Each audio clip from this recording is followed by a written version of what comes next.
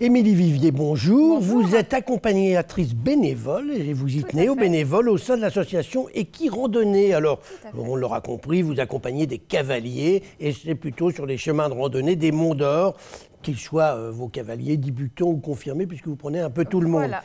Aujourd'hui, vous tirez une sorte de sonnette d'alarme à vous entendre. Les nouvelles dispositions qui ont été mises en place par le syndicat des Monts d'Or mettent en danger votre activité. Qu'est-ce qui se passe ? Alors en fait, tout simplement, il y a eu une volonté de baliser les chemins. C'est déjà plutôt une bonne chose de baliser les chemins. C'est une très bonne chose, d'autant que tout le monde ne s'oriente pas. Ce qu'il y a, c'est que sous couvert de ce balisage, il y a une interdiction naissante, c'est-à-dire qu'un cloisonnement va être fait des chemins en fonction des pratiques sportives, piétons, VTT, cavaliers. Ceci forcément nous embête parce que les Monts d'Or ont toujours été libres d'accès, les pratiques se sont toujours mélangées en très bon respect et en très bonne entente. Donc forcément, nous on a envie de garder ce partage-là.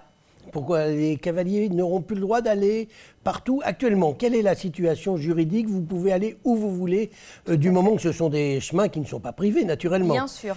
C'est vrai pour les cavaliers, c'est aussi vrai pour les VTT et également, j'imagine, pour les piétons. Demain, qu'est-ce qui va se passer?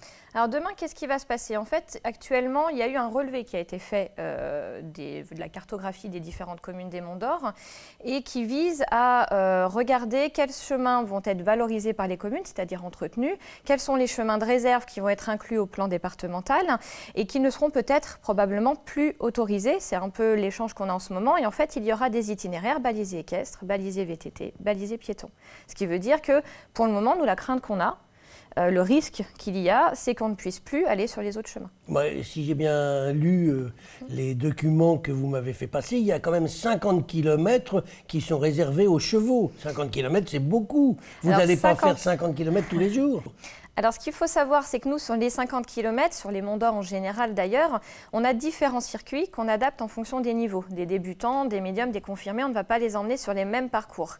Et aujourd'hui, les 50 km qui sont balisés équestres, comportent à peu près 20 km sur du bitume, c'est-à-dire qu'on va être sur des routes, on va croiser des voitures, on va traverser des départementales et des villes. Comme là, c'est dangereux donc. Voilà, comme Limonest, etc. Ce qui est dangereux pour nous, cavaliers, ce qui est dangereux pour les gens qu'on emmène, mais même pour les cavaliers propriétaires qui y randonnent, et surtout ce qui est dangereux également pour les conducteurs. On risque de causer un petit peu de perturbation, je pense. Dites-moi, Émilie Vivier, est-ce que les piétons seront également limités ou est-ce que quand même, pour les piétons, on pourra aller dans tous les chemins qui existent et qui ne sont pas privés, comme c'est le cas aujourd'hui? Alors, les piétons seront aussi limités. L'idée, c'est qu'il y aura un circuit qui sera balisé, qui sera entretenu par les communes. Les autres chemins ne seront pas autorisés, l'entretien ne sera pas assumé.